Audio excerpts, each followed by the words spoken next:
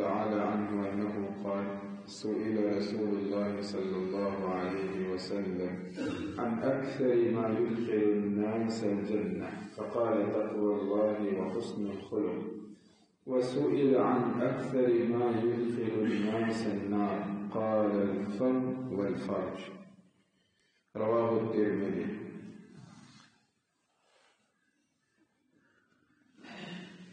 کبھی کبھی ایسا ہوتا ہے کہ ہم دیکھتے ہیں کہ چھوٹے چھوٹے بچے جب کھیلتے ہیں، راستوں پر چلتے ہیں، یا کچھ نوجوان وہ جب کسی بات پر ایک دوسرے سے بحث کرتے ہیں، جھگڑا کرتے ہیں، کھیل کے میدانوں پر ہوتے ہیں، دکان پر ہوتے ہیں، کام کاج کرتے ہوتے ہیں، کھیت میں ہوتے ہیں، تو بہت گالم گلوچ کرتے ہیں، گالیاں ہوتی ہیں ان کی زبان پر۔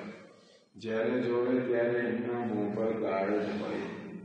بہت سارے بچے اور بہت سارے نوجوان ایسے ہوتے ہیں۔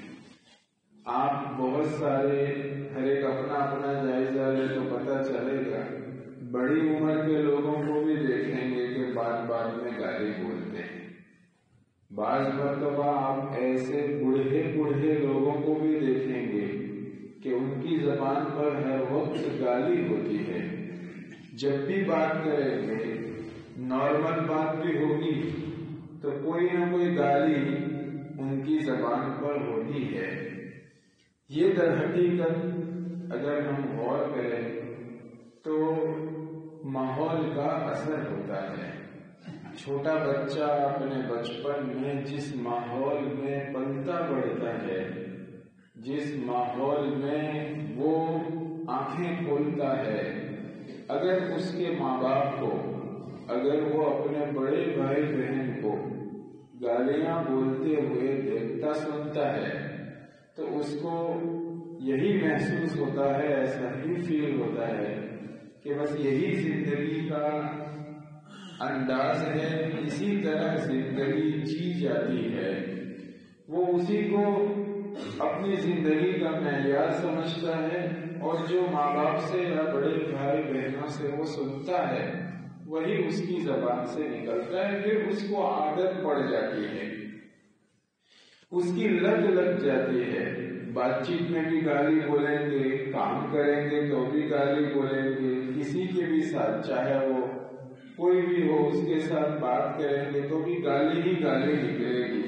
دکاندار ہے تو دکان پر گالی ہوتی ہے، کھیت میں کام کرتا ہے تو اس میں بھی گالیاں چلتی ہے، میدان پر کھیلتے ہیں تو اس میں بھی گالیاں بولتے ہیں۔ مسجد چکلے میں بھی ہم دیکھتے ہیں بہت ساری مرتبہ بات چیت کرتے ہیں لیکن گالی سے ہی شروعات کرتے ہیں، گالی پر ختم کرتے ہیں۔ یہ گھر کے ماحول کا سب سے زیادہ اثر آتا ہے انسان کی زبان پر۔ پھر جس محلے میں اور جس معاشرے میں وہ رہتا ہے، اس محلے اور اس معاشرے کے ماحول کا بھی اثر پڑتا ہے۔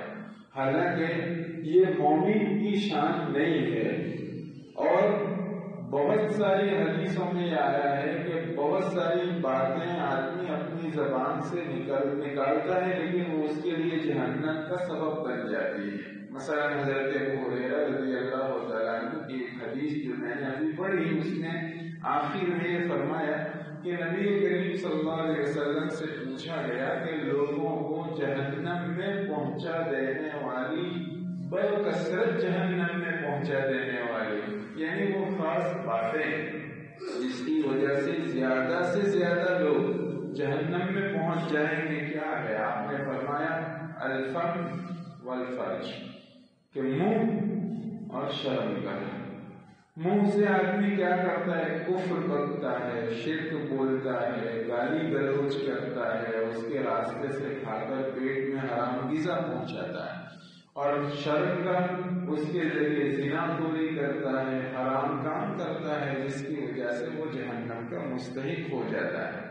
حضرت ابو ہریرہ رضی اللہ تعالیٰ عنہ سے پوچھا، انہوں نے فرمایا، حضرت ابو درداء رضی اللہ تعالیٰ عنہ کی حدیث ترمذی شریف میں وہ فرماتے ہیں کہ اللہ کے رسول صلی اللہ علیہ وسلم نے ارشاد فرمایا کہ مومن کے ترازو میں اچھے اخلاق سے زیادہ بھاری کوئی چیز نہیں ہے۔ اور اسی طرح اللہ تبارک و تعالیٰ لَيُبْغِضُ الْفَاحِشَ الْبَذِيءَ، اللہ تعالیٰ فسق و فجور والے کو پسند نہیں کرتے۔ الفاحش البذیء ایسے آدمی کو کہا جاتا ہے کہ جو اپنی زبان سے گندی گندی باتیں بولتا ہے، ایسی جس کو سن کر دوسروں کو شرم آ جائے۔ ایسی بے شرمی کی باتیں جو شخص اپنی زبان سے نکالتا ہے اسے فاحش اور بذیء کہتے ہیں۔ اس میں گالی بھی آ گئی کہ گالی کی وجہ سے آدمی اللہ کی یہاں نفرت کے قابل بن جاتا ہے۔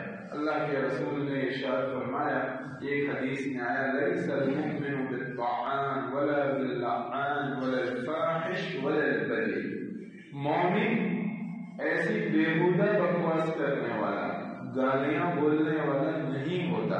بہرحال ان احادیث سے یہ معلوم ہوا کہ گالیاں بولنا مومن کی شان نہیں ہے۔ اللہ تعالیٰ نے قرآن پاک میں ارشاد فرمایا، وَقُلْ لِعِبَادِي يَقُولُ الَّتِي هِيَ أَحْسَنُ، میرے بندوں سے کہو کہ وہ اچھا بھلا بولتے رہیں۔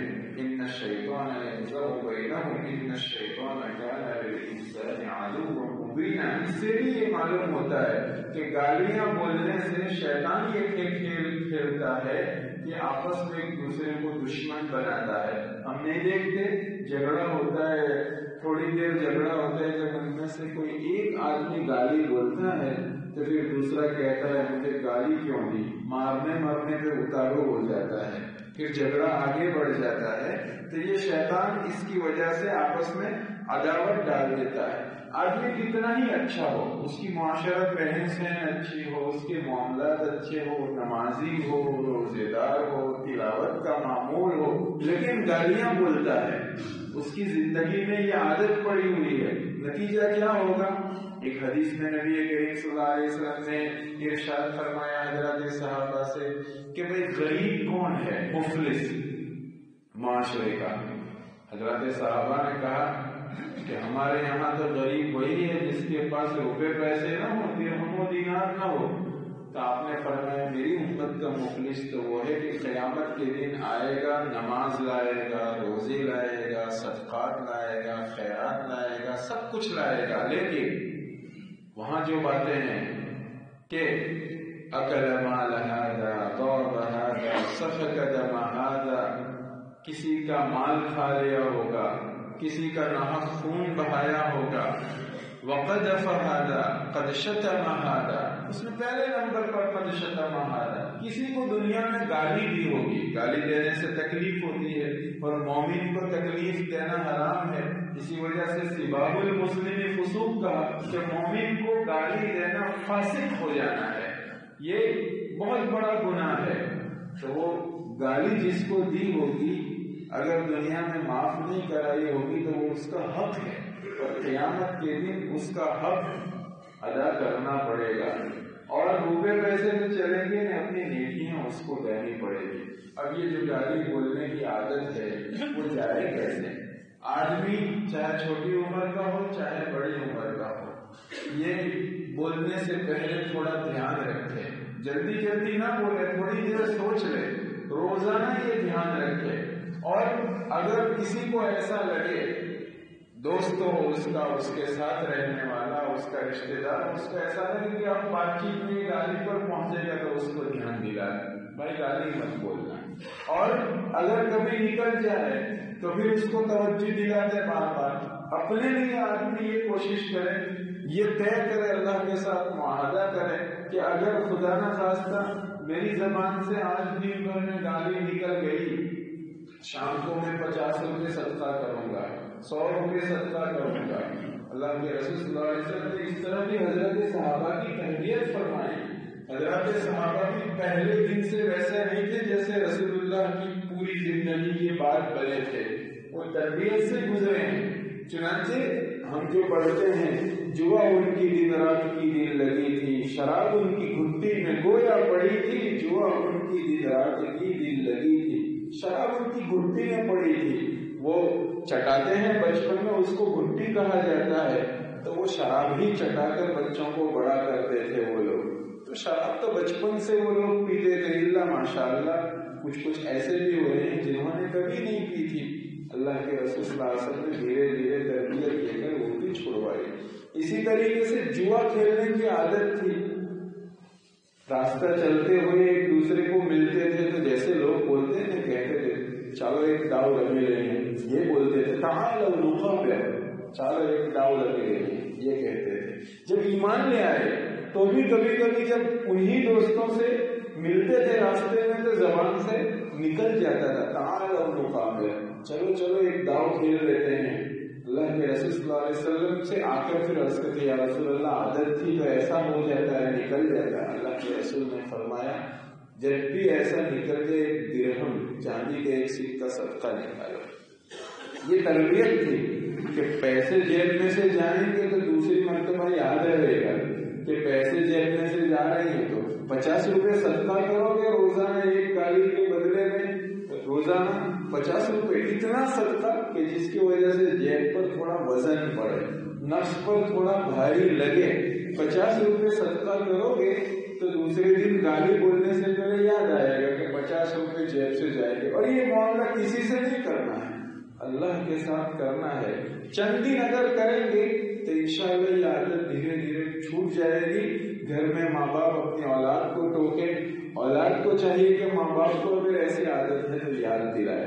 معاشرے میں محلے میں ٹوکتے رہے ہم, چکلے میں اگر کسی کو دیکھتے ہیں فوراً ٹوکے, اور ٹوکے محبت سے, یہ بھی کلچ لے کر نکل جائیں, محبت سے ٹوکیں, محبت سے. یہ چیز ایک دن میں نہیں جاتی, تربیت ملے گی, دھیرے دھیرے دھیرے ہمارے معاشرے سے یہ چیز ختم ہو جائے گی. اللہ تبارک و تعالیٰ ہماری زبان کو میٹھی, پاکصاف اور اچھے اخلاق والی بنائے, اور اللہ تبارک و تعالیٰ ہمیں ایسی زبان عطا فرمائے, وہ میٹھے بول عطا فرمائے جو اس نے اپنے پیارے رسول کو عطا فرمائے تھے. وآخر دعوانا